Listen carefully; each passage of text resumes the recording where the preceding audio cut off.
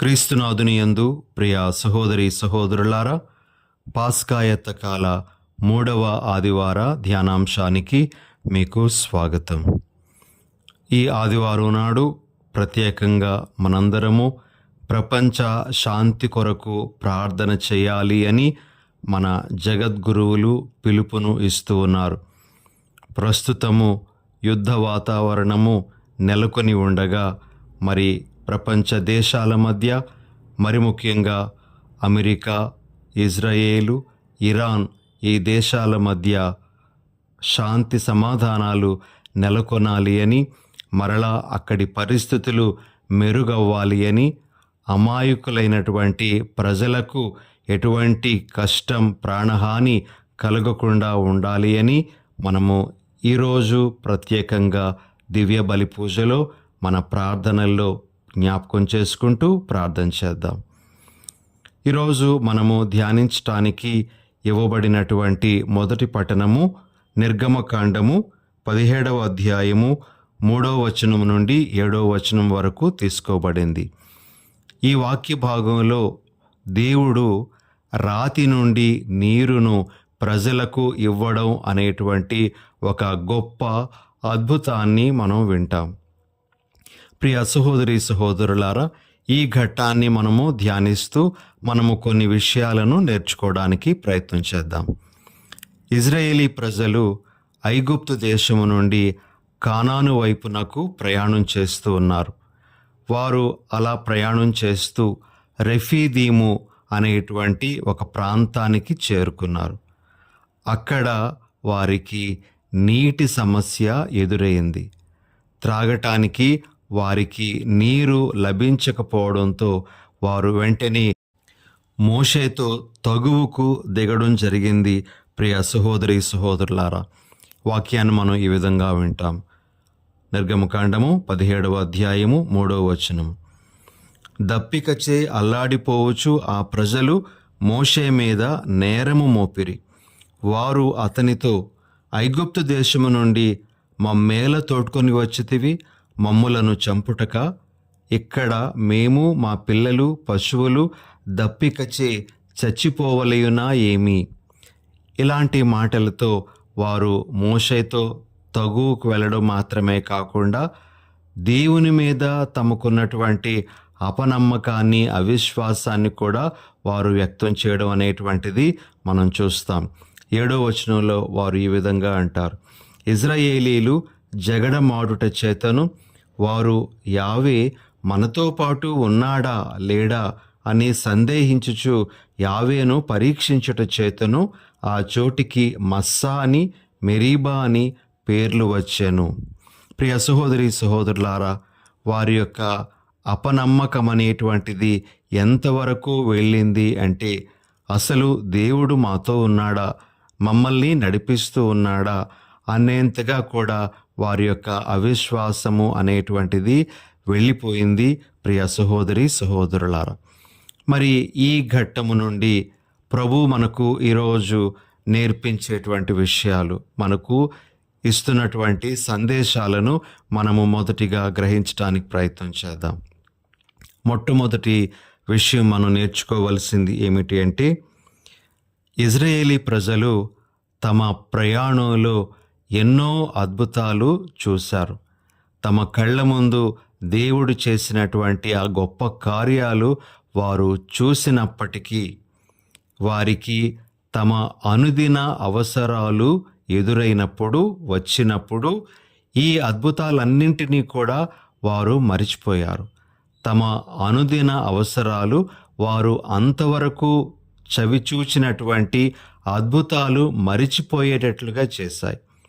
ఉదాహరణకు ప్రియ సహోదరి సహోదరులారా, వారికి ఆకలి వేస్తూ ఉండేటప్పుడు వారు దేవుడు వారిని అద్భుత రీతిలో ఎర్ర సముద్రాన్ని దాటించడం గురించి మర్చిపోయారు. వారికి దాహం వేసినప్పుడు దేవుడు వారికి ఆకాశము నుండి అద్భుత రీతిలో మన్నాను కురిపించి పూరేడు పిట్టలను పంపించి వారి యొక్క ఆకలిని తీర్చినటువంటి అద్భుతాన్ని వారు మర్చిపోయారు. ఇలా వారు తమ జీవిత అవసరాలు, తమ అనుదిన అవసరాలు ఎదురైనప్పుడు దేవుని ఘనకార్యాలను, దేవుని అద్భుత కార్యాలను, దేవుని శక్తిని వారు మరిచిపోయారు. ఇది మనందరము గ్రహించాల్సినటువంటి ఒక విషయం. మన జీవితంలో కూడా కొన్నిసార్లు మన అనుదిన అవసరాలు, మన అనుదిన జీవిత కష్టాలు దేవుని యొక్క గొప్పదనాన్ని, దేవుని యొక్క శక్తిని శంకింపజేసేవిగా ఉంటాయేమో. కొన్నిసార్లు మానని రోగము కావచ్చు, తీరని అప్పులు కావచ్చు, చేకూరని శాంతి సమాధానాలు కావచ్చు. ఇలాంటివి ఎదురవుతూ ఉండేటప్పుడు మనము దేవుని శక్తిని శంకించడం మాత్రమే కాకుండా, అసలు దేవుడు మాతో ఉన్నాడా, దేవుడు ఉన్నాడా అనే విధంగా కూడా ప్రశ్నించడం అనేటువంటిది జరుగుతుందేమో. ఒకసారి ఆత్మ పరిశీలన చేసుకుందాం. మనము కూడా ఇజ్రాయేలీ ప్రజల్లాగానే మన జీవిత అవసరాలు, మనకు జీవితంలో ఎదురయ్యేటువంటి ఆ కష్టాలు, ఆ ప్రభు యొక్క శక్తిని మనము శంకింపచేసేవిగా ఉంటున్నాయా అనేటువంటి విషయాన్ని మనము ఒక్కసారి ఆత్మ పరిశీలన చేసుకోవాలి. దేవుని యొక్క శక్తి మన సమస్యల కంటే కూడా చాలా గొప్పది, ఎన్నో రెట్లు అధికమైనటువంటిది అనే విషయాన్ని మనం మర్చిపోకూడదు ప్రియ సహోదరి సహోదరులారా. ఇక రెండవ విషయం, మనము రాతి నుండి దేవుడు నీరు పుట్టించడం అనే ఘట్టాన్ని ధ్యానిస్తూ ఉండగా ప్రభు మనకు నేర్పిస్తున్నటువంటి విషయం ఏమిటి అంటే, రాతి నుండి నీరు రావడం అనేటువంటిది అసాధ్యమైనటువంటి కార్యం. అయితే కేవలము మోషే తన చేతి కర్రతో ఆ రాతిని కొట్టడంతో రాతి నుండి నీరు స్రవించడము, అక్కడ ఉండేటువంటి ప్రజల యొక్క దాహార్తి తీరడం అనేటువంటిది మనం గమనిస్తూ ఉన్నాం. ప్రియ సహోదరి సహోదరులారా, దేవుడు అసాధ్యమైనటువంటి కార్యాలను కూడా తన ప్రజల కొరకు చేస్తాడు. దేవుని యొక్క శక్తి అలాంటిది. రాతి నుండి నీరు పుట్టడం అనేటువంటిది ఒక అసాధ్యమైనటువంటి కార్యం. ఆ కార్యాన్ని దేవుడు తాను ఎంతగానో ప్రేమించిన తన ప్రజల కోసం చేశాడు. అలానే మనలను ఎంతగానో ప్రేమిస్తున్న ప్రభు మన కోసం ఎలాంటి కార్యమైనా సరే చేయగలడు. ఆయనకు అసాధ్యమైనది ఏదీ లేదు. మనకి దీని మీద నమ్మకం ఉండాలి. నా దేవునికి అసాధ్యమైనది ఏదీ లేదు, ఆయన నా కోసం ఏదైనా చేస్తాడు అనే విధంగా మనము దినదినము ఆయన యందు విశ్వాసంలో, నమ్మకంలో మనము ఎదగాలి. మనం చూస్తున్నటువంటి అద్భుతాలు అన్నీ కూడా ఆయన యందు మన విశ్వాసాన్ని ఎప్పుడూ పెంపొందిస్తూ ఉండాలి. ఆయన యొక్క అద్భుతాలు అసాధ్యమైనవి సుసాధ్యం చేసేటువంటివి అనే విధంగా మనము నమ్మగలగాలి ప్రియ సహోదరి సహోదరులారా. మరి ఈ రెండు ముఖ్యమైనటువంటి విషయాలను ఈనాటి మొదటి పఠనం ద్వారా మనం గ్రహించటానికి, మన మనసుల్లో నిలుపుకోవడానికి ప్రయత్నం చేద్దాం. ఇక ఈరోజు మనం ఆలకించే సువార్త పఠనము యోహాను సువార్త 4వ అధ్యాయము 5వ వచనం నుండి 42వ వచనం వరకు గ్రహించబడింది. మరి ఈ వాక్య భాగంలో కూడా మనము నీటికి సంబంధించినటువంటి కొన్ని విషయాలను ప్రభువు మాట్లాడడము వింటాం. జీవజలము అనేటువంటి ఆ అంశం మీద ప్రభువు సమరయ స్త్రీతో మాట్లాడడం అనేటువంటిది ఈనాటి సువార్త పఠనంలో మనం వింటాం. మరి గతంలో ఎన్నోసార్లు మనము ఈ సువార్త పఠనం మీద ధ్యానించి ఉండగా, ఈరోజు ఈ సమరయ స్త్రీ ఘట్టం నుండి మనము మరికొన్ని విషయాలను నేర్చుకోవడానికి, అర్థం చేసుకోవడానికి ప్రయత్నం చేద్దాం ప్రియ సహోదరి సహోదరులారా. మొదటిది, సమరయ స్త్రీ ఘట్టం నుండి మనం నేర్చుకోవలసినటువంటిది ఏమిటి అంటే, దేవుని కృప వలన సమరయ స్త్రీ రక్షింపబడింది అనేటువంటిది.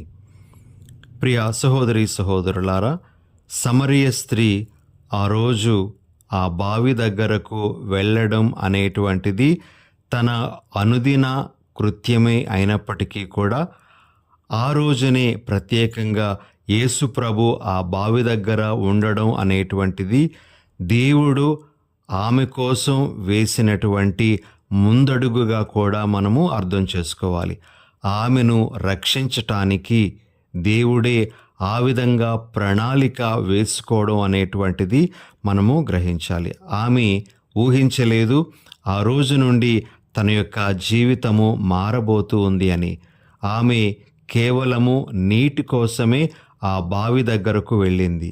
కానీ తన యొక్క జీవితము తాను ఊహించని రీతిలో మారిపోబోతుంది అనే విషయాన్ని ఆమె ఎన్నటికీ కూడా అర్థం చేసుకోలేదు.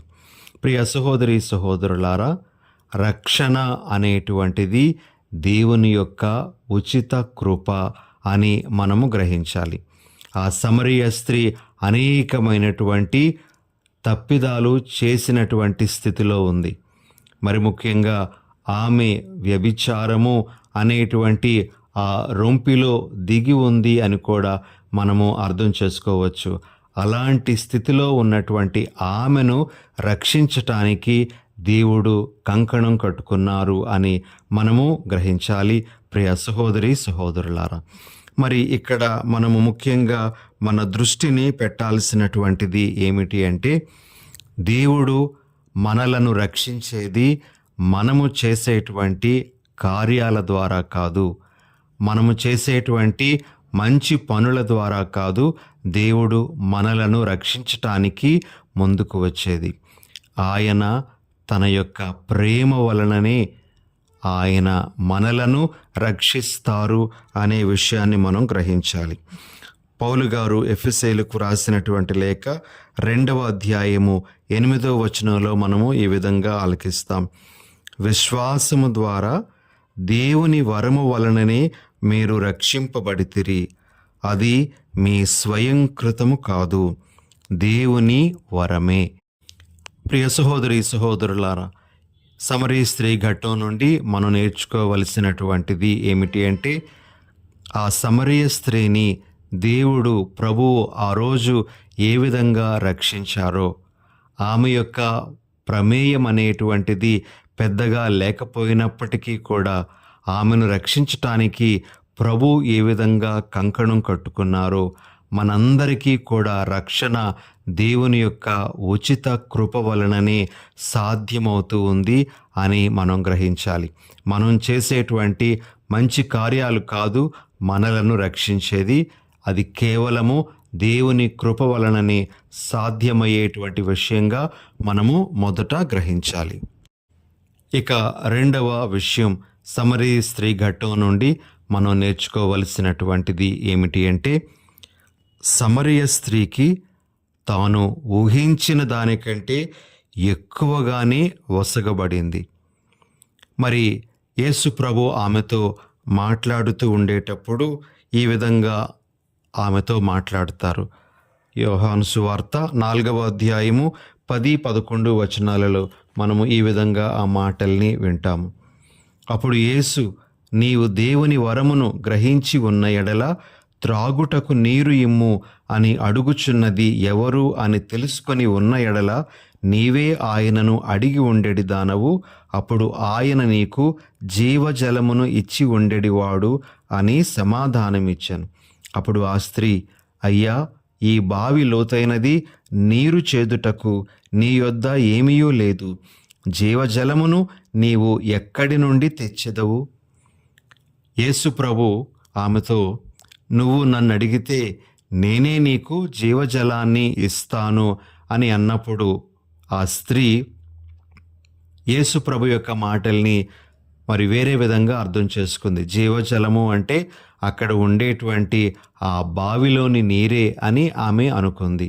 ప్రియ సహోదరి సహోదరులారా, యేసు ప్రభు నేను నీకు జీవజలాన్ని ఇస్తాను అని చెప్పడం ద్వారా ఆమె ఊహించిన దానికంటే కూడా అధికంగా తాను ఆ రోజు ఆమెకు దీవెనలు ఇవ్వడానికి ప్రభు సిద్ధంగా ఉన్నారు అనే విషయాన్ని మనకు ప్రభు తెలియజేస్తూ ఉన్నారు.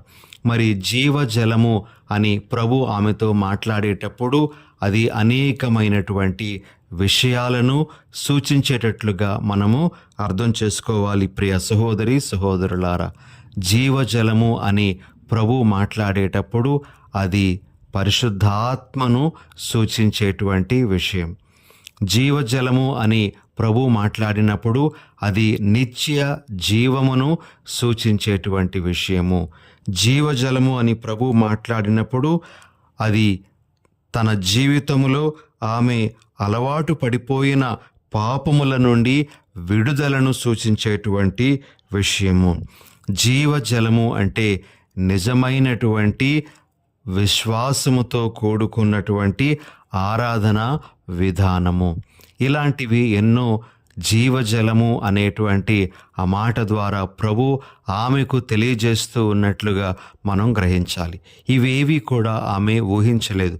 తన జీవితంలో అవి జరుగుతాయి అని, అవి లభిస్తాయి అని ఆమె ఊహించలేదు. ప్రియ సహోదరి సహోదరులారా, మనందరికీ ప్రభు నేర్పిస్తున్నటువంటిది ఏమిటి అంటే, మనము అడిగిన దానికంటే, ఊహించిన దానికంటే ఎన్నో రెట్లు అధికంగా ప్రభువు మన జీవితంలో తన కార్యములను చేస్తాడు. పౌలు గారు ఎఫెసీయులకు రాసిన లేఖ 3వ అధ్యాయము 20వ వచనంలో ఈ వాక్యాన్ని మనం వింటాం. కాబట్టి ప్రభువు మన జీవితంలో మనము ఊహించని కార్యాలు చేస్తారు. దానికి మనం సిద్ధంగా ఉండాలి అనేటువంటిది 2వ సందేశం ఈ సమరయ స్త్రీ ఘట్టం నుండి మనం నేర్చుకోవలసింది. 3వ విషయం, ప్రియ సహోదరి సహోదరులారా, సమరయ స్త్రీకి యేసు ప్రభు తనను తాను మెస్సయ్యగా ఎరుకపరుచుకుంటూ ఉన్నారు.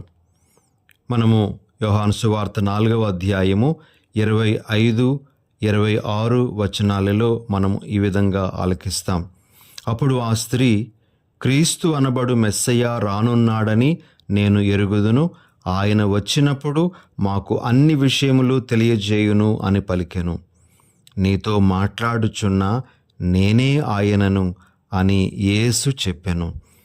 ప్రియ సహోదరి సహోదరులారా, తాను మెస్సయ్యాగా యేసు ప్రభు ఆమెకు తనను తాను ఎరుకపరుచుకున్నారు. అయితే ఎరుకపరచబడినటువంటి ఆ విషయాన్ని ఆమె నమ్మింది. మనము సువార్త పట్టణంలో ఈ విధంగా ఆలకిస్తాం. 28వ వచనం, ఆమె తన కడవను అక్కడే వదిలిపెట్టి పట్టణములోనికి వెళ్ళి ప్రజలతో, ఒక మనుష్యుడు నేను చేసినవి అన్నీయూ చెప్పెను, వచ్చి చూడుడు, ఆయన క్రీస్తు ఏమో అని చెప్పెను. మెస్సయ్య అన్న, క్రీస్తు అన్న ఒకే అర్థము, అభిషక్తుడు అనేటువంటిది. మరి ప్రభు తనకు ఎరుకపరచినటువంటి ఆ విషయాన్ని, మెస్సయ్య అనే విషయాన్ని నమ్మింది. నమ్మినటువంటి దానిని ఆమె ఇతరులతో చెప్పి ఆ విషయాన్ని వారికి కూడా తెలియజేయడం అనేటువంటిది జరిగింది. ప్రియ సహోదరి సహోదరులారా, ప్రభు మనకు నేర్పిస్తున్నటువంటి విషయం ఏమిటి అంటే, తనను తాను ప్రభు అనేక విధాలుగా మనకు ఎరుకపరుచుకుంటూ ఉన్నారు. ముఖ్యంగా ఆయన దివ్య సత్ప్రసాదంలో తాను సజీవుడను అనేటువంటి విషయాన్ని ఎరుకపరుచుకుంటున్నారు. మనము నమ్ముతున్నామా? దివ్య సత్ప్రసాద నాథుడు సజీవుడుగా నాలోనికి వస్తూ ఉన్నాడు అని మనము విశ్వసిస్తూ ఉన్నామా? విశ్వసించేటువంటి దానిని ఇతరులతో చెప్పగలుగుతూ ఉన్నామా? ఇది మనందరము ఈరోజు ప్రశ్నించుకోవలసినటువంటి ఒక విషయం. ఇక 4వది, ప్రియ సహోదరి సహోదరులారా, సమరయ స్త్రీ యేసు ప్రభువుతో మాట్లాడడం ముగించిన వెంటనే తన యొక్క గ్రామములోనికి వెళ్ళింది. అంతవరకు ప్రజలకు దూరంగా ఉన్నటువంటి ఆమె ఇప్పుడు ప్రజల మధ్యకు వెళ్ళి తన యొక్క అనుభూతిని వారితో చెప్తూ వారిని ప్రోత్సహిస్తుంది. ఆ ప్రభువు చెంతకు ఒక విధంగా ఆమెను నడిపించింది. తనలో ఉన్నటువంటి ఆ ప్రభువును ఇతరులకు ఎరుకపరిచి వారిని కూడా ప్రభువు దగ్గరకు నడిపించడం అనేటువంటి ఒక గొప్ప కార్యమును ఈమె చేయడం మనం చూస్తూ ఉన్నాం. ప్రియ సహోదరి సహోదరులారా, మనం తెలుసుకున్నటువంటి ఆ విలువైనటువంటి సంపదను మనము ఇతరులతో కూడా పంచుకోగలగాలి. అప్పుడే మన జీవితానికి సార్థకత ఏర్పడుతుంది. కననీయ స్త్రీ తాను తెలుసుకున్నటువంటి ఆ మెస్సయ్యాను ఇతరులకు కూడా తెలియజేసి వారిని కూడా ప్రభు చెంతకు పంపించింది. మనము కూడా అదేవిధంగా మనం తెలుసుకున్నటువంటి ఆ ప్రభువుని అనేక విధాలుగా మనము ఇతరులకు ఎరుకపరచగలగాలి. మరి ముఖ్యంగా మన జీవిత విధానం ద్వారా ఆ ప్రభువును మనము ఎరుకపరచాలి. ఇలాంటి విషయాలు ఈరోజు ఈ సమరయ స్త్రీ ఘట్టం నుండి ప్రభు మనకు నేర్పిస్తూ ఉండగా వాటన్నింటినీ మనము అర్థం చేసుకొని దాని ప్రకారంగా నడుచుకోవడానికి ప్రయత్నం చేద్దాం. ఆమేన్. ప్రార్థన చేసుకుందాం. దయగల సర్వేశ్వర, ప్రేమగల మా తండ్రి, ఈనాటి పరిశుద్ధ గ్రంథ పఠనాల ద్వారా మీరు మాకిస్తున్న సందేశాలను బట్టి మీకు స్తోత్రాలు. ప్రభువా, బండ నుండి నీటిని పుట్టించి మీ ప్రజల దాహాన్ని తీర్చారు. అసాధ్య కార్యములను చేయగలిగేటువంటి మీరు ప్రభువా మాతో ఉన్నారు అని మేము నమ్ముతూ, మీరు మా జీవితంలో చేసేటువంటి ఆ కార్యములను ఏనాటికి మరిచిపోకుండా దినదినము మీ యందు విశ్వాసంతో జీవించే భాగ్యాన్ని దయచేయండి.